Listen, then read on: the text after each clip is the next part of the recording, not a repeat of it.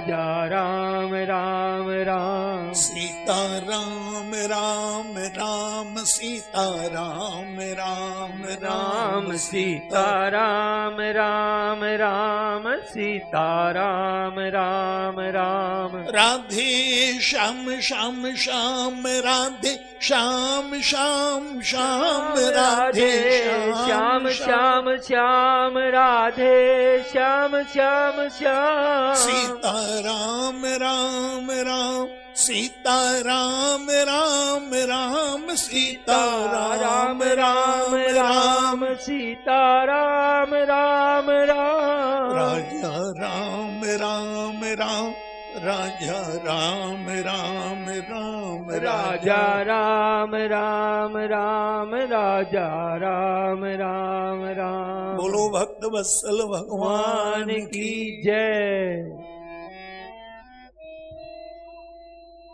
मंगल मूर्तये नमः गणाधिपतये नमः। शांतं शाश्वतम् अप्रमेयमनघम् निर्वाण शांति प्रदम् ब्रह्मा शंभु फणीन्द्र सेव्य मनीषम् वेदांत वेद्यं विभुम् रामाख्यं जगदीश्वरं सुरगुरुं माया मनुष्यं हरिं वन्देऽहं करुणाकरं रघुवरं भूपाल चूड़ामणिं। वन्दे विदेहतनया पदपुण्डरीकं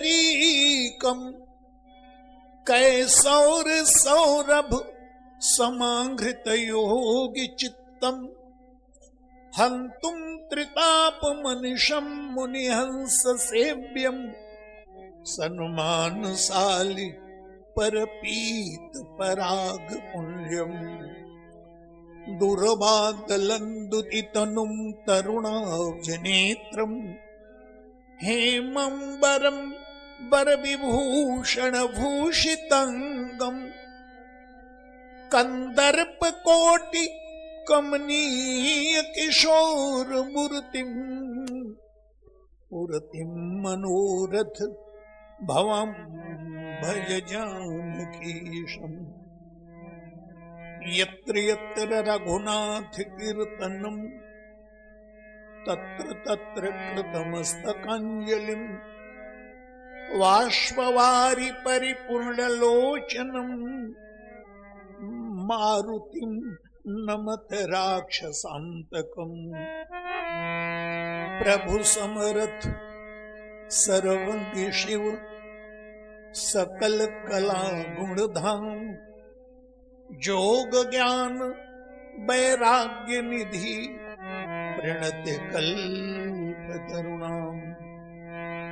रामस्य भक्तम परम पवनात्मजं तम विप्रावतंशमपरं गुणज्ञान रूपं स्नेहं दयांच सततं शिरसा दधानं तब राम किंकर पदं सततं नमामः। श्री गुरु चरण सरोज रज निज मन मुकुर सुधार वर्णो रघुबर विमल जस जो दायक फलचारि। बोले सियावर रामचंद्र भगवान की। बरबस राम सुमंत्र पठाए सुर सरी तीर आप तब आए। मांगी नावन केवट आना कही तुम्हार मरम में जाना। चरण कमल रज कह सब कहीं मानुष कर मूर्तिक छुई। छुअत शिला भई नारी सुहाई पान तेन काठ कठिनाई, तरन्यू मुनि घर नी हुई जाय। भाट परी मोरी नाव पुनाई, यही प्रतिपालौ सब परिवारों, नहीं जानो कछु और गवार। जो प्रभु पार अवसिगा चहु, मुहि पद पदम पखारन कहू, मुहि पद पदम पखारन कहू। पद कमल धोय चढ़ाई नावन, नाथ उतराई चढ़ो। मोहि राम राउ आनंद शरत, सपथ सब साची कहूं। बरु तीर मारव लखन पै, जब लगी न पाय पखारी हो, तब लगन तुलसीदास नाथ, कृपाल पार उतारी हो। सुन केवट के बैन, प्रेम लपेटे अटपटे, बिहसे करुणा ऐन, चिते जानकी लखन तुम। बोलो भक्त वत्सल भगवान की, बोलो गंगा मैया की, श्री हनुमान जी महाराज की, बोलो संत समाज की जय। नमः पार्वती पते हर हर। प्रभु कथा रस के रसज्ञ समस्त श्रद्धालु श्रोतागण बंधु भक्तमय देवियों, नित्य की भांति चलिए गंगा के तट पर। वैसे भी हम सब गंगा के तट पर ही निवास कर रहे हैं, जहां हठीला भक्त केवट भगवान श्री राम से वार्तालाप कर रहा है।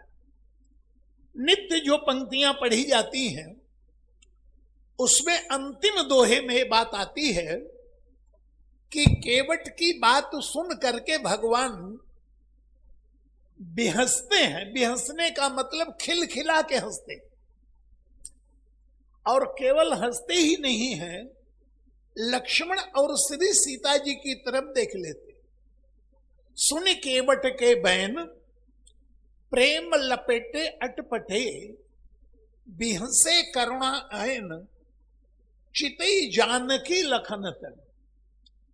और लक्ष्मण और श्री सीता की तरफ देखने का अभिप्राय ये था, वैसे कथा में जब कोई बात पसंद आती है, कोई भाव बड़ा प्रिय लगा, तो कई श्रोता बड़ा आनंद लेते हैं, और केवल आनंद लेके ही नहीं रह जाते, वो अगल बगल वालों को देख भी लेते हैं कि जो बात मेरे हृदय में उतरी तुम्हारे उतरी कि नहीं। तो प्रभु का अभिप्राय कि भाई केवट की बात में तो मुझे आनंद आ रहा है, पर आप लोगों को रस मिल रहा है कि नहीं। पर प्रभु ने देखा कि न तो लक्ष्मण जी को ही आनंद आ रहा है न सीता जी को, क्योंकि दोनों का उद्देश्य अलग है। आइए ताराचंद जी, बिराजिए बिराजिए, देखिए हमारे सोमानी जी आए, बड़े पुराने श्रोता है हमारे, प्रयाग में भी, यहां भी, ये हो, आओ। तो न तो लक्ष्मण जी आनंदित हो रहे न सीता जी। उसका कारण है कि दोनों के उद्देश्य अलग। लक्ष्मण और श्री सीता जी का अभिप्राय यह है कि भगवान से तो निरंतर डरते रहना चाहिए। एक तरफ हम हैं जो ये आशा रखते हैं कि प्रभु कोई आदेश दें, उसका पालन करके हम धन्य हो जाएं। प्रभु मुख कमल बिलोकत रही, कबहु कृपाल हम ही कछु कहीं। भगवान कृपा करके कोई अनुमति दें, हम धन्य हो। पर ये बड़ा विचित्र व्यक्ति है, इसको आदेश दे रहे हैं नाव ले आओ, और इतना ढीठ है कि इनकार कर रहा है। तो लक्ष्मण जी और श्री सीता जी से कितने डरते हैं। यदि आप देखना चाहें तो रामायण के अनेक प्रसंगों में देखेंगे, भगवान श्री राम जब वन के मार्ग पर चलते हैं तो गोस्वामी तुलसीदास जी वहां पर वर्णन कर रहे हैं। बोले जिन जिन देखे पथिक प्रिय सिय समेत दो भाई, भव मग अगम आनंद ते बिनर्सम रहे सिराय। वन के मार्ग प्रभु चल रहे हैं, आगे राम लखन बने पाछे, तापस बेस विराजत काछे, उभय बीच सिय सोहती कैसे, ब्रह्म जीव बिच माया जैसे। अब श्री सीता जी भगवान श्री राम के पीछे चल रही, पर कैसे चल रही ये देखने की बात है। भगवान श्री राम दाहिना चरण धरती पर रखते हैं, फिर बायां चरण रखते हैं, और श्री सीता जी को ये चिंता है कि मेरे पैर भगवान श्री राम के चरण चिन्हों को न मिटा दें, इसलिए बड़ी सावधानी पूर्वक प्रभु के दोनों चरणों के बीच में जो स्थान बचा हुआ है, गोस्वामी जी कह रहे हैं, प्रभु पद रेख बीच बीच सीता, प्रभु पद रेख बीच बीच सीता, धरती चरण मग चलती सभीता। सभीता माने डरती हुई। मेरे चरणों के माध्यम से प्रभु की रेखाएं मिट न जाएं। क्या उद्देश्य है हम लोगों के लिए कि जिसके पीछे हम चल रहे हैं उसकी मर्यादा को बिगाड़े नहीं, उसकी रेखा को मिटावे नहीं। यही तो है रामचरितमानस। पर इतनी गहराई से न तो गुरु के मुख से लोगों ने रामायण को पढ़ा।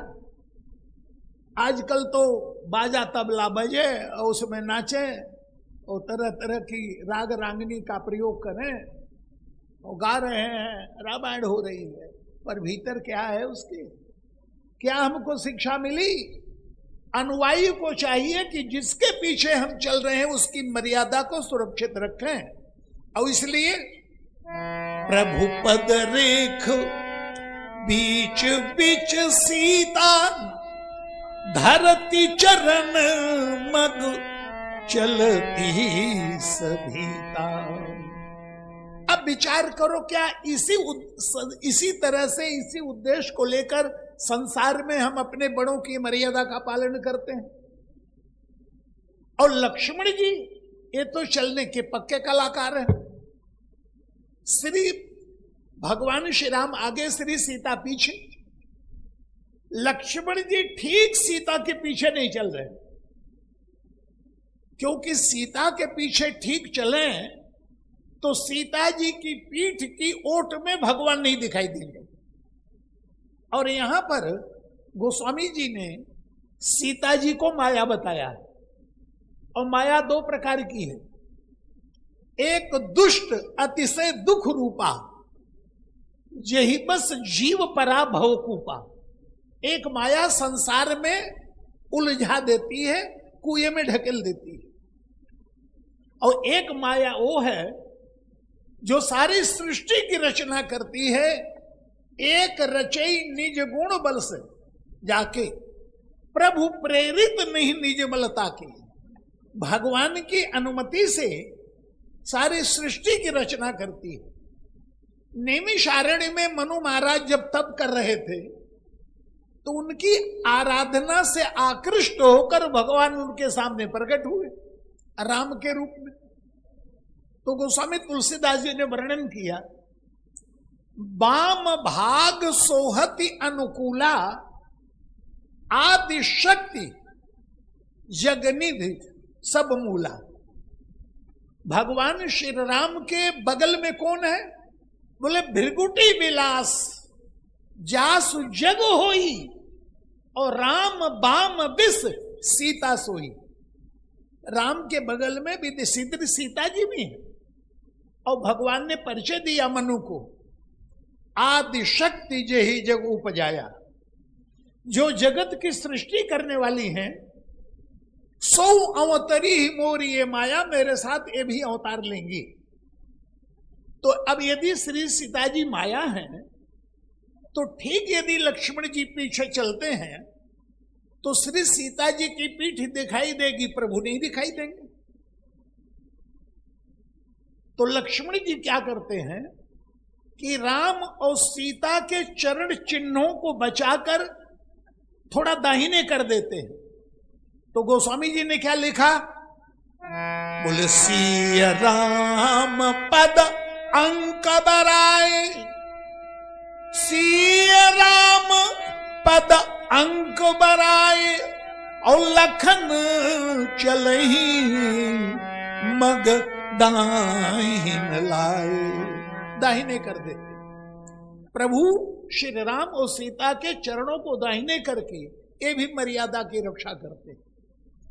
तो लक्ष्मण जी कितने भयभीत हैं, विचार करो। श्री सीता जी भगवान श्री राम से अभिन्न है। गोस्वामी जी ने यह भी लिखा कि जैसे जल और जल की तरंग अलग अलग भले दिखाई देते हो, पर तत्व तो एक ही है। भाव दृष्टि से कोई भी नाता बना लो। तो गिरा अर्थ जल बीच सम, जैसे वाणी और वाणी का अर्थ अलग अलग नहीं है। संस्कृत में कोई श्लोक पढ़ लिया और समझ में नहीं आया, और उसी श्लोक का अनुवाद कर दिया, मानो वाणी समझ में आ गई, लेकिन वो वाणी जो कही जा रही है कहीं बाहर से थोड़ी आई है, उसी श्लोक से निकली है। तो जैसे और जल की लहर अलग अलग दिखाई देते हैं। तो गिरा अर्थ जल बीच सम, कहियत भिन्न न भिन्न, बंदों सीता राम पद जिन्हें ही परम प्रिय खिन्न। तो तत्वतः राम सीता तो एक ही है, लेकिन लीला में अलग अलग दिखाई दे रहे हैं। तो मर्यादा का पालन सीता जी कर रही हैं, भगवान से डरती हुई। प्रभु पद रेख बीच बीच सीता, धरती चरण मग चलती सभीता, डरी हुई। और लक्ष्मण जी सिय राम पद अंक बराए, और लखन चले मग दाहिन लाए। जनकपुर की घटना है। महर्षि विश्वामित्र को भगवान श्री राम लक्ष्मण जी के साथ महाराज जनक जी ने बड़े सुंदर स्थान में ठहरा दिया, बगीचे से लाके। पहले अमराई में रुके थे, तो जनक जी को लगा कि ऐसे सुंदर अतिथि आम के बगीचे में उचित नहीं है, उनको तो सुंदर स्थान देना चाहिए। आजकल हमारा गीता भवन स्थान को सुंदर बनाने में लगा है। हम जिस कुटिया में निवास करते थे, उस कुटिया में पहले बड़ी दिक्कत हुआ करती थी, लेकिन अब ऐसा बना दिया है, ऐसी सुविधाजनक बना दिया है कि अब आनंद ही आनंद है। तो भगवान श्री राम कहां ठहरेंगे? जनक जी को लगा कि सुंदर महल होना चाहिए इनके लिए। तो जनक जी का ध्यान गया कि सुंदर महल मेरे पास तो है नहीं। अच्छा, हमारे पास यदि भवन नहीं हो और कोई बड़ा व्यक्ति आने वाला हो, संत आने वाला हो, कोई बड़ा मेहमान प्रतिष्ठित व्यक्ति आने वाला हो, तो हम अपने किसी सहयोगी मित्र से ले लेते, भैया तुम्हारा वो भवन जरा दे दो ना कुछ दिनों के लिए, वो आप अमुक अमुक आ रहे हैं, उनको उसमें ठहरा दें, उनको सुख मिलेगा। तो जनक जी महाराज ने भगवान श्री राम लक्ष्मण को कह ठहराया, बोले सुंदर सदन सुखद सब काला। भवन का नाम था सुंदर सदन। बोले सुंदर सदन सुखद सब काला, और तहां बास ले दीन वाला। ले दीन लिया और फिर दिया। तो किसी ने पूछ दिया, वैसे जनकपुर में जितने भवन हैं ना, सब एक से बने हुए हैं। यदि रामायण को ध्यान से आप लोग पाठ करते होंगे तो गोस्वामी जी कहते, सूर सचिव सेनप बहु तेरे। चाहे जनकपुर का कोई योद्धा हो, जनकपुर का सेनापति हो, या मंत्री हो, या राजा हो, सूर सदन सेवक बहु तेरे, और नृप गृह सरिस भवन सब केरे। जैसे महाराज दशरथ का महल है, उसी प्रकार से छोटे सिपाही का महल है। इसलिए हमने एक संत से सुना था कि जब भगवान श्री राम का विवाह हुआ तो देवता लोग भी आ गए थे दर्शन करने के लिए। तो देखते हैं कि एक व्यक्ति बड़ा सजा हुआ दरवाजे के ऊपर कुछ कर रहा है, और इंद्र ने सोचा कि यही जनक जी हैं, जाके चरणों में प्रणाम कर लिए। बोले महाराज मैं बड़ा भाग्यशाली हूं, आप अपनी कन्या का विवाह कर रहे हैं तो मैं आया हूं। उस व्यक्ति ने कहा, मैं तो भैया जनक नहीं हूं, जनक जी का झाड़ू वाला हूं। तो सूर सचिव सेनप बहु तेरे, नृप गृह सरिस सदन सब केरे। तो जनकपुर के तो सभी भवन एक से एक बढ़िया है, लेकिन जनक जी ने किससे लिया? बोले सीता जी से लिया। जिस महल में सीता जी निवास करती हैं, महाराज जनक ने कहा, बेटी कुछ समय के लिए तुम अपनी मां के महल में अपनी सहेलियों के साथ चली जाओ, तो सुंदर अतिथि आए हैं उनको वहां ठहरा दे। तो जनक जी ने सुंदर सदन लिया। तो सुंदर सदन है क्या? बोले धवल धाम मुनि पुरट पट, सुघटित नाना भांति। धवल धाम मुनि पुरट पट, सुघटित नाना भांति। सिय निवास सुंदर सदन, शोभा किमी कही जात। माने जो भक्ति का महल है भगवान वहीं रहेंगे, तो वहां ठहरा दिया। भोजन की व्यवस्था हुई, सत्संग प्रारंभ हुआ। लक्ष्मण जी के मन में नगर दर्शन करने की इच्छा आ गई। लखन हृदय लालसा विसेखी, जाई जनकपुर आइए देखिए। जिसका इतना सुंदर महल है वो जनकपुर कैसा हो, लेकिन वाणी का रूप नहीं दे पा रहे हैं। क्यों? तो गोस्वामी जी ने कहा, बोले प्रभु भय, भगवान से डर रहे हैं। केवट नहीं डर रहा है और लक्ष्मण जी डर रहे हैं। जनकपुर दर्शन की आकांक्षा है पर बोल नहीं पा रहे हैं। प्रभु भय बहुरी मुनि ही सकुचाही, प्रगट न कहीं मन ही मुस्काही। ये तो भगवान श्री राम, राम अनुज मन की गति जानी। बातसल्य उमड़ा प्रभु का, भगत वछलता ही हुलसानी। महर्षि विश्वामित्र से अनुमति लेकर भगवान श्री राम लक्ष्मण जी को नगर दर्शन कराने के लिए ले गए। उस रात्रि को जब प्रसाद पा लिया, भोजन कर लिया, तो गोस्वामी जी ने कहा, करी भोजन मुनिवर विज्ञानी, लगे कहन कछु कथा पुरानी। पुराणों की कथा कह रहे हैं और दोनों भाई क्या कर रहे हैं, तो उसके लिए भी गोस्वामी जी ने वर्णन किया। बोले ते दो बंधु प्रेम जनु जीते, ते दो बंधु प्रेम जनु जीते, गुरुपद पदम पलोकत प्रीते। दोनों भाई गुरु जी के चरणों को दबा रहे हैं। अब गुरु जी कह रहे हैं, बार बार मुनि आज्ञा दीनी, बस हो गया। राम लक्ष्मण जाओ विश्राम करो। पर भगवान श्री राम नहीं नहीं महाराज थोड़ा और दबा दे। अब एक यहां क्या संकेत है, एक सज्जन ने कहा कि भाई गुरु की आज्ञा तो अक्षरशः माननी चाहिए।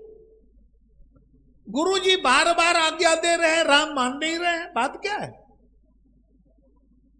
हमारे गुरु जी ने बताया, किसी महापुरुष के यदि विचारों की सेवा आप कर रहे हैं तो अक्षरशः उसकी आज्ञा का पालन करो, पर किसी महापुरुष के शरीर की सेवा कर रहे हैं तो अक्षरशः आज्ञा का पालन करने की आवश्यकता नहीं। मानो आप गुरु जी की सेवा करने चले और गुरु जी हैं संकोची, और जैसे चरण आपने पकड़ा, गुरु जी ने कहा आवश्यकता नहीं है, तो मिल गया आज्ञाकारी, जो आज्ञा महाराज, तब तो हो गई सेवा।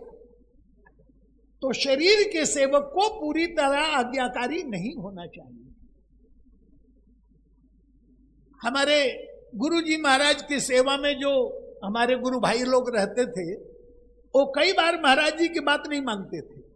क्यों? महाराज जी को डायबिटीज था और मिठाई के बड़े प्रेमी थे।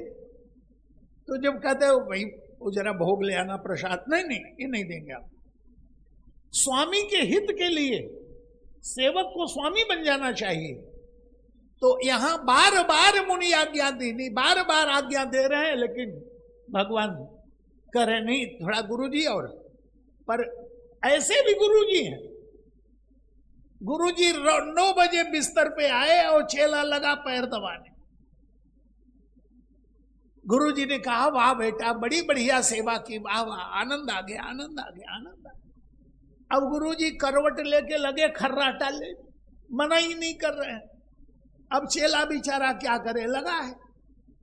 रात के 12 बजे गुरु जी ने एक करवट और लिया तो देखा चेला लगा है, ऊँध रहा है लेकिन लगा है। वाह वाह बेटा, वाह वाह, क्या बात है, आनंद है, आनंद है, आनंद है, बहुत बढ़िया सेवा किया। कई भाई हो बेटा? बोले गुरु जी 4। अच्छा अच्छा, बहुत अच्छे, बहुत अच्छे, बहुत तरक्की करोगे। मना नहीं किया, फिर करवट लेके लगे खर्राटा ले। समय के बज गया सवेरे के 4। फिर एक करवट लिया, बोले वाह वाह बेटा, वाह वाह, वाह वाह, आनंद आ गया, आनंद आ गया। कई भाई हो? बोले 3। हाँ, रात को 4 अब 3। बोले बचूंगा तब न रहेंगे 4, मुझे तो ले लिया आपने। तो ऐसे भी गुरु हैं।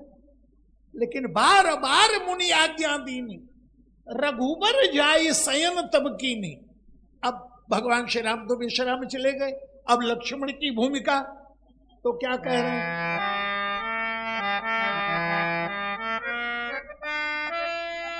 बोले चापत चरण लखन चापत चरण लखन उरलाए, सभय सप्रीति परम सछुपाए। सभय चरण सेवा में कहीं त्रुटि न हो जाए, लक्ष्मण जी डरते हुए सेवा कर रहे हैं। इतना भगवान से डरते हैं, पर केवट नहीं डर रहा है, भगवान से वार्तालाप कर रहा है। और इतना ही नहीं, जनकपुर की सभा में जनक जी के मुंह से निकल पड़ा, लगता है धरती धीरों से शून्य हो गई है, मेरी पुत्री शायद कुंवारी ही रह जाएगी। लिखान विधि वैदेही विवाहु और तजहु आस निज निज गृह जाऊ। आप लोग क्यों बैठे हुए हैं? धनुष, आप लोगों में तो बहुत से लोग वीरता का दावा करते थे। कुंवर मनोहर विजय बड़े कीरत अधिकमनी, पावन हार विरंच जनु रचौन धनु दमनीय। कहु काह यह लाभ न भावा, काहु न शंकर चाप चढ़ावा। तजहु आस निज निज गृह आऊ, लिखान विधि वैदेही विवाहु। अब लक्ष्मण जी जनक जी की बात जब सुनते हैं कि धरती वीरों से शून्य हो गई है, तो मन में आता है कि जहां पर श्री रघुवंश शिरोमणि प्रभु विराजमान हो, वहां पर ये बात कही जाए मैं कैसे बर्दाश्त कर सकता हूं। तो माखे लखन कुटिल भई भव रदपट फरकत नयन रिसों है। जवाब देना चाहते हैं जनक जी को, लेकिन नहीं दे पा रहे हैं। कारण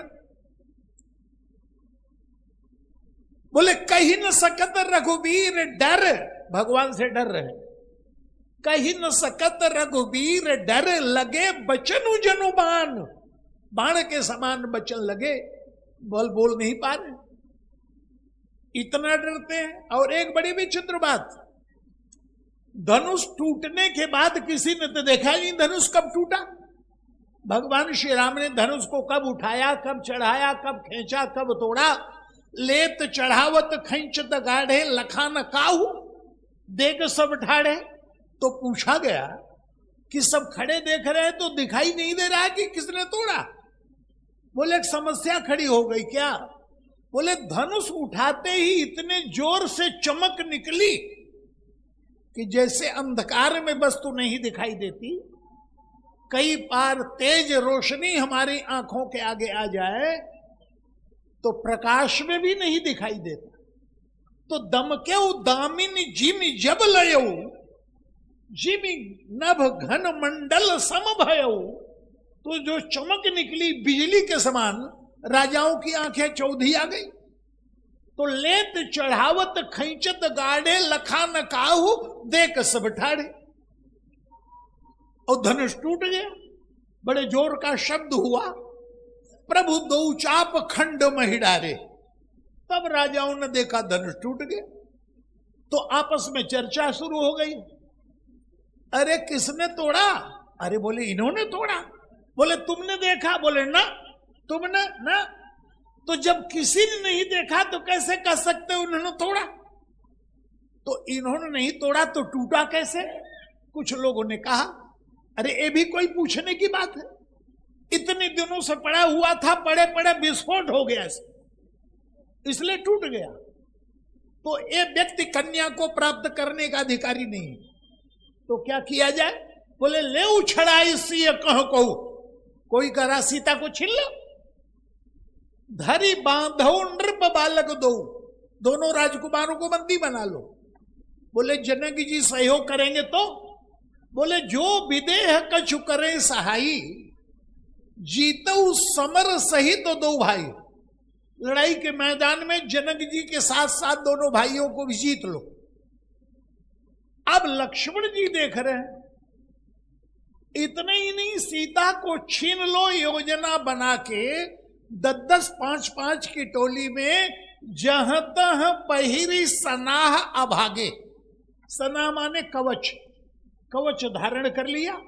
वो दुष्ट राजा जो थे, अस कही पहिरी सनाह अभागे। गोस्वामी जी ने इनको कहा अभागे हैं। और जहां तह गाल बजावन लागे, छीन लो सीता को, छीन लो जनक जी को बंदी बना लो, दोनों भाइयों को बंदी बना लो। अब लक्ष्मण जी भूप बचन सुनी इत माने भगवान की तरफ, भूप बचन सुन इत उत तक ही। सोचते तो है जवाब दूं, लेकिन लखन राम डर बोल ही न सके। प्रभु से इतना डरते हैं कि बोल ही नहीं पा रहे। लक्ष्मण जी ने विचार किया कि यदि प्रभु ने कुछ नहीं किया इन राजाओं के विरुद्ध, तब तो ये कहीं आक्रमण न कर दें, और यदि मैं सावधान नहीं रहा तो ये आक्रमण कर देंगे। तो चलो असली धनुष बाण नहीं नकली चढ़ाते हैं। तो लक्ष्मण जी नकली धनुष बाण निकाला। वो कहां है। बोले उनके पास रहता है। अरुण नयन भृगुटी कुटिल, भौहों को टेढ़ी किया और कुपित होकर राजाओं की तरफ देखा। अरुण नयन भृगुटी कुटिल चितवत नृपन सकोप। राजाओं को कैसा लगा। मनोह मत गज गन निरख सिंह की सो रही चोप। जैसे हाथियों के झुंड को मतवाला सिंह निर्भीक देखकर आक्रमण की मुद्रा में खड़ा हो और हाथियों का दल वहीं ठिठक जाए, वही राजाओं की दशा है। तो लक्ष्मण जी तो इन राजाओं को भयभीत किए हुए हैं। इतने में आ गए परशुराम जी, और परशुराम जी को देखते जितने राजा थे सब लगे प्रणाम कर। बड़ा विचित्र है, जिन परशुराम से सारे राजा डर रहे हैं, लक्ष्मण जी बिल्कुल नहीं डर रहे हैं, और जिन राम से कोई राजा नहीं डर रहा है, उन राम से लक्ष्मण जी बड़ा डर रहे हैं। भगवान श्री राम ने एक दिन पूछा, भैया तुम मुझसे इतना डरते क्यों हो? लक्ष्मण जी ने कहा, महाराज सारे संसार को बता रहा हूं, तुम भी डरो। क्यों? मैं हूं काल। हे संसार के लोगों, जब काल परमात्मा से इतना डरता है तो तुम नहीं डरोगे तो तुम्हारा क्या होगा? तो सारे संसार को शिक्षा दे रहे हैं। भगवान शेष के अवतार हैं। काल ब्याल कराल भूषण धर्म गंगा शशांकम, काल के अवतार। और परशुराम जी को आते ही जब राजा परशुराम जी को लगे दंडवत प्रणाम करने, और प्रणाम भी कैसे कर रहे हैं, अपना नाम और पिता का नाम पहले बताते, पितु समेत कही निज निज नामा, अमुक अमुक मेरे पिता है, उनका मैं बेटा, मेरा नाम ए। तो बोले पिता का नाम पहले क्यों? बोले इसलिए कि मैंने अपना नाम बताया और महाराज क्षत्रियों के विरोधी, और मैंने नाम बताया, पहचाना नहीं, फरसा चल गया, तो इसलिए पिता का नाम पहले बताओ। उनका बेटा हूं जो आपसे पहले ही लात खा चुके हैं, तो महाराज मेरे ऊपर भी कृपा करना, उन्हीं का बेटा, पिता पिताया समझ लो महाराज। तो पितु समेत कही निज निज लागा, नामा करे लगन सब दंड प्रणाम। लक्ष्मण जी ने कहा काम बन गया।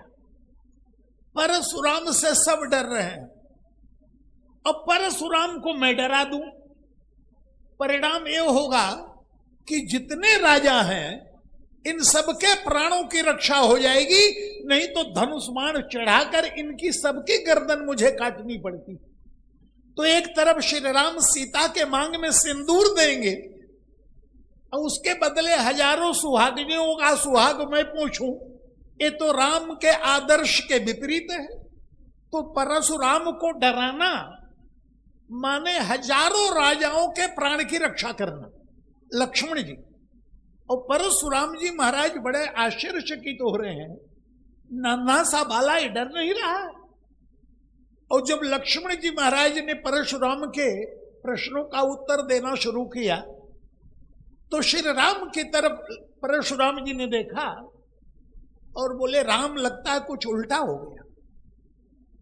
तुम शरीर से सांवले पर भीतर से उज्जवल दिखाई दे रहे हो, और ये तुम्हारा छोटा भाई गौर शरीर श्याम मन माही, ये ऊपर से गोरा भीतर से काला है। काल कूट मुख पै मुख नाही, ये काल जहर से भरा हुआ इसका मुंह है। लक्ष्मण जी ने कहा, मैं तुम्हारा अनुचर मुनिराया, मैं आपका अनुचर हूं महाराज। अनुचर की परिभाषा क्या है? आप बाजार से कोई वस्तु लेके चले आ रहे हैं, इतने में आपका अनुचर मिल जाए तो आप क्या करते हैं, अपने हाथ की वस्तु उसको दे देते, चलो लेके चलो। तो मैं आपका अनुचर हूं, एक क्रोध की गठरी बहुत दिनों तक ढोया, आपने कृपा कर दे दीजिए मुझे।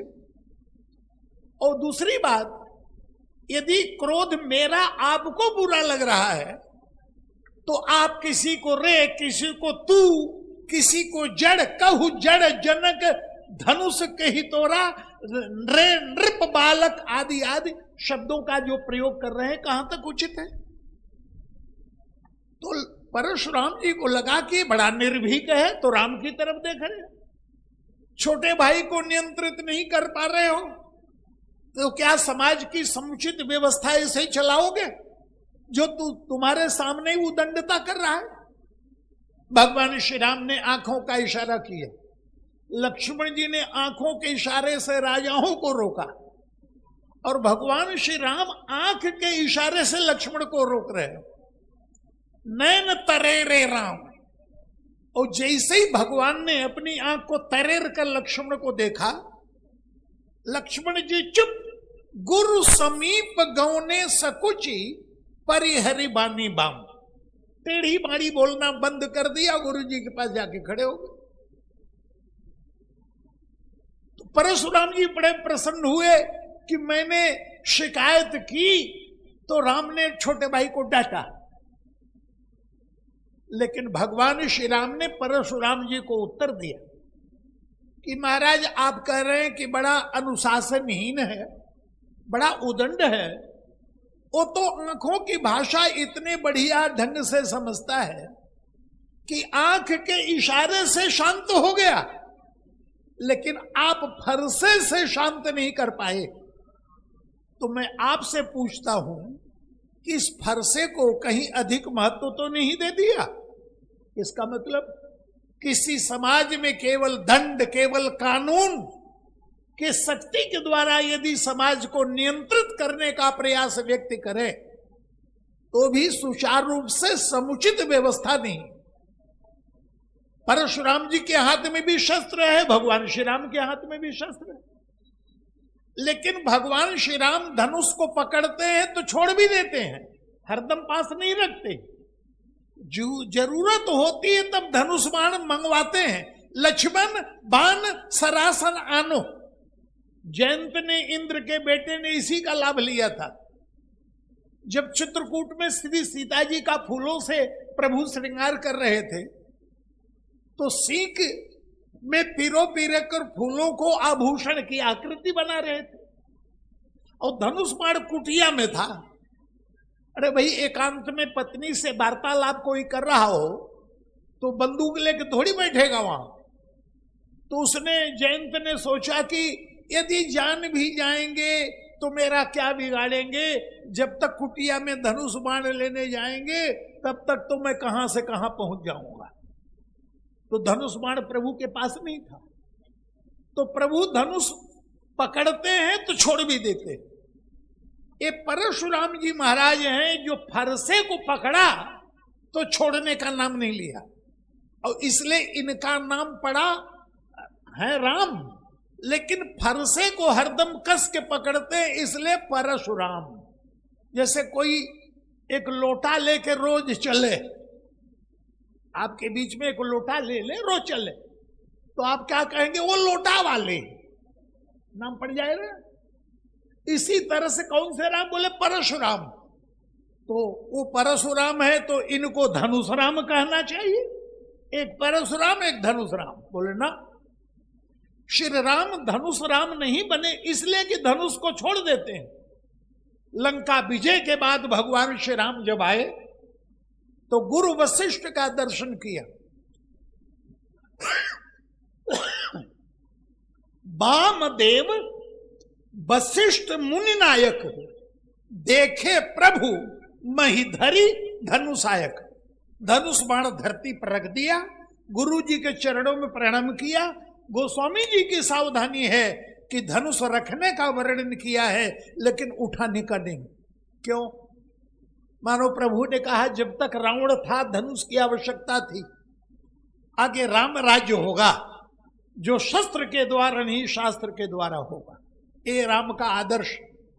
तो लक्ष्मण जी भगवान श्री राम से बहुत डरते हैं और ये सो उद्देश्य भी है। इसलिए गोस्वामी तुलसीदास जी ने भगवान से 3 वरदान मांगा है। विनय पत्रिका उठा के देखी। गोस्वामी जी भगवान के पास गए, बोले महाराज आपके चरित्र को लिखकर मैंने तैयार किया और जहां तहां आपका गुण गाता हूं तो मुझे वरदान चाहिए। भाई कथा के बाद दक्षिणा तो मिलती है कि नहीं? तो आपका गुण गाता हूं तो दक्षिणा दीजिए। प्रभु ने क्या चाहिए? बोले 3 दक्षिणा चाहिए। क्या क्या? बोले सुत की प्रीति। एक पुत्र को पिता से जो प्रेम मिलता है वो आपसे मैं पाऊं, तथास्तु, जाओ दिया। प्रतीत मीत की, एक मित्र से दूसरे मित्र को जो भरोसा मिलता है वो आपसे मैं पाऊं। भगवान ने कहा तथास्तु, जाओ दिया। लेकिन तीसरी चीज बड़ी विचित्र मांग ली। क्या? बोले नृप ज्यों डर डरिए। राजा से जैसे डर लगता है वैसे आपसे डरता भी रहूं। तो भगवान ने कहा ये क्यों? बोले यदि आपसे डरूंगा नहीं तो आपके द्वारा प्राप्त प्रीति और प्रतीति दोनों का दुरुपयोग करूंगा, और डरता रहूंगा तो जरा सावधान रहूंगा कि गलती करूंगा तो प्रभु कहीं दंड न दे। और वही हुआ। सुग्रीव के जीवन में एक मित्र का भरोसा भगवान ने दिया। सुग्रीव दुखी है, भगवान ने क्या कहा? बोले सखा सोच त्यागहु बल मोरे, सब विधि घटब काज में तोरे। सारे बिगड़े काम तुम्हारे बना दूंगा, मुझ पर भरोसा रखो। ए प्रतीत मीत की दे दिया। और एक पिता के द्वारा पुत्र को जो संपत्ति प्राप्त होती वो भी दिया। बालिका राज्य प्राप्त करके सुग्रीव को दे दिया। दोनों चीज हो गई। लेकिन नृप जो डरे डरिए नहीं दिया था। परिणाम क्या हो गया? 4 महीने तक वर्षा ऋतु में भगवान भीगते रहे। एक दिन भी पूछने नहीं आया सुग्रीव महाराज आप कैसे? तो भगवान ने कहा कोई बात नहीं, अभी वर्षा है। वर्षा ऋतु थी उस समय, वर्षा ऋतु का वर्णन भी है। तो भगवान ने कहा पहले सुग्रीव के जीवन में बाल के आतंक की गर्मी थी, कृपा की वर्षा मैंने की। तो भगवान की कृपा की वर्षा तो निर्मल है, लेकिन आकाश से निर्मल जल आता है, पर भूमि के संयोग से वो जल भी मटमैला हो जाता है। तो हमारी बुद्धि की तुलना भूमि से की गई है। सुमति भूमि, सुंदर बुद्धि धरती है, भगवान की कृपा बरसती है, लेकिन हमारी बुद्धि में वासना की जो मिट्टी है उससे मिलकर भगवान की कृपा भी मटमैली हो जाती है। लेकिन एक समय ऐसा आता है कि जो धरती पर गंदला जल है वो भी निर्मल हो जाता है। कब? शरद ऋतु आने के बाद। तो धीरे धीरे वो मिट्टी धरती में जम जाती है और जल निर्मल हो जाता है। तो भगवान ने कहा बाल के आतंक की गर्मी को मैंने कृपा की वर्षा से शांत तो किया, पर सुग्रीव के जीवन में जो वासना की मिट्टी थी तो मेरी कृपा भी मटमैली दिखाई, उसे दे रही है। तो बोले सुग्रीवहु सुधि मोरी बिसारी, पावा राज कोश पूरनारी। पहले जीव भगवान से प्रार्थना करता है महाराज ये मिल जाए, ये मिल जाए, ये मिल। भगवान ने कहा कृपा करके जब मैं दे देता हूं तो सबसे पहले मुझे ही भूलता है। सुग्रीवहु सुधि मोर बिसारी। और चर्चा किससे कर रहे हैं? लक्ष्मण जी से। और लक्ष्मण कौन है? पहले ही बता चुका हूं। लक्ष्मण जी हैं काल। काल से भगवान श्री राम ने ये चर्चा की। तो लक्ष्मण जी ने कहा फिर आपने क्या सोचा है? तो प्रभु ने अपना निर्णय बता दिया। क्या? बोले जेहि सायक मारा में बाली, तेहि सर हतों मूढ़ कह काली। सुग्रीवहु सुधि मोरी बिसारी, पावा राज कोशपुर नारी। लक्ष्मण जी लगे सोचने कि प्रभु मारने की बात कह रहे हैं, ये तो हमेशा दया कृपा की बात कर रहे हैं। तो लक्ष्मण जी ने कहा बोले महाराज आप कह रहे कल मारेंगे, ते ही सर हतों मूढ़ कह काली, आज नहीं कल मारेंगे। जैसे पाकिस्तान पर आक्रमण करेंगे, लेकिन अभी नहीं करेंगे, बाद में करेंगे, तो तैयारी करनी पड़ेगी। तो लक्ष्मण जी ने कहा कि हम लोगों को कोई तैयारी करनी है क्या? जो कल मारेंगे, कल पे काम कोई नहीं छोड़ना चाहिए। पिताजी ने कहा था कल राजा बनाएंगे, उसी दिन बना देते तो कुछ गड़बड़ नहीं था। तो इसलिए अभी अब जरा विचार करना, भगवान के पास डराने के लिए 3 काल है। एक तो भगवान का धनुष बाण, एक काल है। गोस्वामी जी ने कहा लव निवेश परमाण युग बरस कल्प सर चंड, अरे भजसी न मन ते ही राम कहा काल जास को दंड। जिनके हाथ का धनुष बाण काल है, केवल वरद मुद्रा भगवान की अभय मुद्रा, मंदिर में भगवान खड़े हैं ऐसे कर, ये मत देख, धनुष बाण भी देख।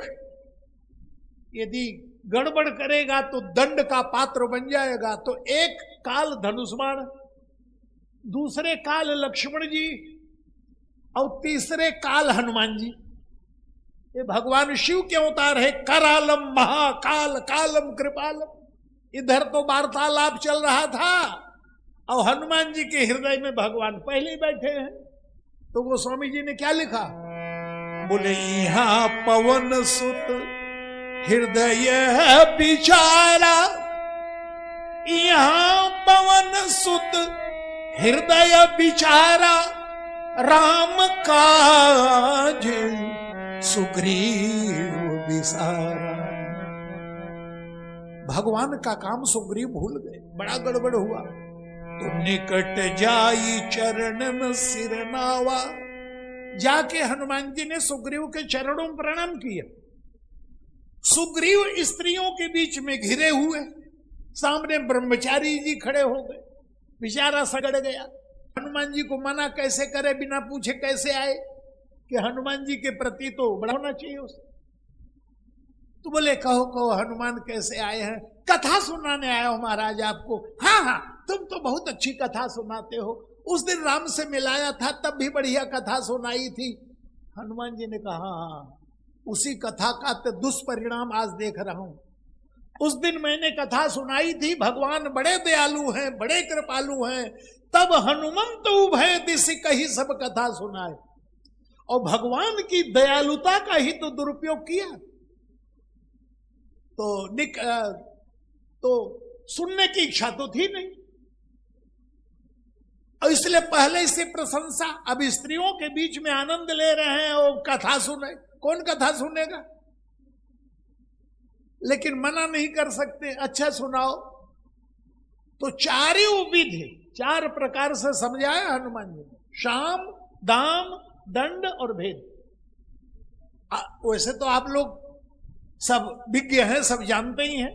शाम का मतलब क्या है, दाम का मतलब क्या है, भेद का मतलब क्या है, दंड का मतलब क्या है।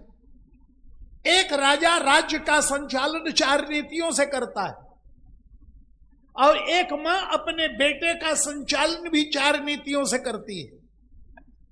जब मां बालक को समझाती बुझाती है तो शाम नीति, और जब बालक को प्रलोभन देती, बेटा ये काम कर लोगे, ये पाठ याद कर लोगे तो मैं ये दे दूंगी, ये दाम नीति है। जब बुरे बच्चों से दूर रहने की बात करती है तो भेद नीति है। और इससे भी काम न चले तो लेके डंडा दे सटासट, ये दंड नीति सबसे आखिर में। हाँ, ये नहीं कि शुरू वहीं से करें, ना ना, सबसे आखिर में। तो पहले तो समझाया साम नीति, प्रभु से आपने वचन दिया था, प्रभु को सब प्रकार करिहों सेवकाई, जेहि विधि मिली जानकी आई, लेकिन आपने पता नहीं लगाया अभी तक, ये शाम नीति। सुग्रीव टस से मस नहीं हुआ, राज्य का एक काम वो काम फुर्सत कहां मिली। तो दाम नीति, केवल पता लगाने की बात कही थी आपने महाराज, इसी में राजपाट दे दिया। और पता लगा देते तो पता नहीं प्रभु क्या दे देते, पर सुग्रीव को लगा कि जितना मिल गया इतने ठीक है। फिर भेद नीति, बोले बाली को हटाकर आपको गद्दी पर बैठाया प्रभु ने, पर याद रखना, युवराज पद आपके बेटे को नहीं मिला है, युवराज पद बाल के बेटे अंगद को मिला है। उद्देश्य क्या है कि बाल को हटाकर सुग्रीव बैठाए जा सकते हैं, तो सुग्रीव को हटाकर अंगद बैठाया जा सकता है। और सुग्रीव को लगा मंत्रिमंडल पूरा मेरे पक्ष में है, मुझे कोई हिला नहीं सकता, तो दंड नीति। बोले बाली को प्रभु ने मारा तो बाण कहां गया, आप देख रहे थे? बोले हाँ देखा था। क्या? बोले बाल के मरने के बाद तीर निकला और भगवान के तर्कस में चला गया। अस कौतुक कर राम सर प्रभु से आई निखंग। तो हनुमान जी ने पूछ दी, भगवान ने उस बाण को अपने तर्कश में क्यों रखा? सुग्रीव ने कहा भगवान बड़े दयालु हैं, जो उनके आश्रय में रहता है उसको दूर भेजने के बाद फिर बुला लेते, इसलिए बाण को तर्कश में रख लिया। हनुमान जी ने कहा मुझे तो कुछ दूसरी बात लग रही है। क्या? बोले मुझे तो लग रहा है वो बाण आपके लिए ही रखा है, और प्रभु का शब्द भी यही है, जे ही सायक मारा मैं बाली, ते ही सरहतो मूड कह काली। और सुन सुग्रीव परम भय माना। अब इतना भयभीत हो गया कि उसके बाद ही सीता का पता लगाने के लिए सुग्रीव तत्पर हुआ। तो भय सो उद्देश्य भगवान स्वीकार करते, पर गंगा के तट पर निवास करने वाला एक केवट इतना निर्भीक, तो डर क्यों नहीं रहा? मानो उसने प्रभु से कहा, बोले महाराज जो आपको न जानता हो, माने मेरी निर्भयता अज्ञान मूलक नहीं है। कहे तुम्हार मरम में जाना, जो आपको जान गया उसको किसका भय? एक निर्भयता होती है अज्ञान बस, व्यक्ति नहीं जान रहा है और उल जुलूल व्यवहार कर रहा है, और एक निर्भयता है जाने लेना। जो परमात्मा को जान लिया, कहे तुम्हारा मरम में जाना, तो आपसे तो डरने की कोई आवश्यकता नहीं। प्रभु आप गंगा को पार करने थोड़ी आए हैं, जो सारे संसार को पार करता हो, तेषा महम समुद्धरता मृत्यु संसार सागरात। वो नेकेवट से नाव मांगेगा कि इस पार से उस पार कर दो? आप मुझे बड़प्पन देने के लिए आए, और देख लिए मैं आपकी परीक्षा ले रहा हूं। यदि आपको उस पार जाना है तो चरण धुलवाना पड़ेगा, और चरण धोने के लिए मैं नहीं प्रयास करूंगा, आपको अपने मुंह से कहना पड़ेगा केवट जल लाओ मेरे चरणों को धो। अरे किसी ने कहा तुम प्रयास तो करते, प्रभु ने मना थोड़ी किया। केवट ने कहा सुनो मैं सब जानता हूं, मैंने अपने आप प्रयास किया, और भगवान कहीं शर्त रख दे, मेरा चरण ऐसे ही थोड़ी मिलता है। इतनी इतनी साधना, इतनी इतनी तपस्या, इतना इतना भजन, तब मेरे चरण मिलते हैं, और मेरे पास तो कुछ है ही नहीं। तो इसलिए मैं चाहता हूं कि मैं उनको ना पाऊं, वो मुझे पाले। और साथ ही साथ माने प्रभु के विषय में बता दिया कि कितनी मर्यादा की रक्षा करने वाले हैं। कह रहा है अपने मुंह से कहो चरण धो तब मैं आऊंगा, और यदि नहीं चरण धुलवाना चाहते हैं तो यही घाट ते थोड़ी को दूर है, कटिलों कमर तक जल है, आगे आगे चल के मैं दिखाऊंगा। कटिलों जल था दिखाऊं हो जो, आगे आगे मैं चलूं, पीछे पीछे आप आ जाइए। कितना बढ़िया उपाय है। हाँ हाँ चलो उधर ही चलो, वे पार हो जाए। तो भगवान ने कहा किसी के इस चक्कर में क्यों पड़ रहे, कह रहा तो उधर ही चले जाओ। बोले ना, जीवन सरिता को पार करने के लिए आचार्य की परतंत्रता स्वीकार करनी पड़ती है। केवट बुद्ध विद्या बड़ी नावा। किस शर्त पर केवट पार करना चाहता है, उसकी शर्त को स्वीकार करना उद्देश्य है मेरा। अधिकांश लोग जीवन में घाट नहीं अवघट का प्रयोग करते हैं, मानो शॉर्टकट मार्ग। कई बार उस जाल में फंस जाते हैं लोग। इसलिए जो मर्यादा का निर्माण करने आया है वो घाट को छोड़कर अवघट में नहीं जाएगा, एक घाट बनाने आए हैं। केवट ने कहा, किसी ने पूछा परशुराम थे तो राम क्यों आए? गोस्वामी जी ने कहा परशुराम नदी के समान है, नदी के जल को पी लीजिए, स्नान कर लीजिए, रसोई बना लीजिए, लेकिन हर प्रकार से आनंद देता है नदी का जल। लेकिन बाढ़ जब आती है नदी में तो विनाश का संदेश लेके आती। 2013 की बाढ़ यहां देखी, गंगा जी की किनारे संत निवास में ठहरा हुआ था और मैं देख रहा था पीछे कितने महल धराशायी हो रहे थे, बड़े बड़े होटल धराशायी हो रहे। हाथी बहते हुए गंगा के किनारे देखा, गधा बहते हुए, खच्चर बहते हुए, बड़े बड़े वृक्ष। तो रात को गंगा की तरफ जो कमरा है वहां से तखत ले आकर बरामदे में इधर मैं डाल देता था कि रात को कहीं कुछ गड़बड़ हुआ तो कम से कम इधर बचा तो रहूं। तो घोर धार भृगुनाथ रिसानी, परशुराम जी के जीवन में क्रोध की बाढ़ आ गई।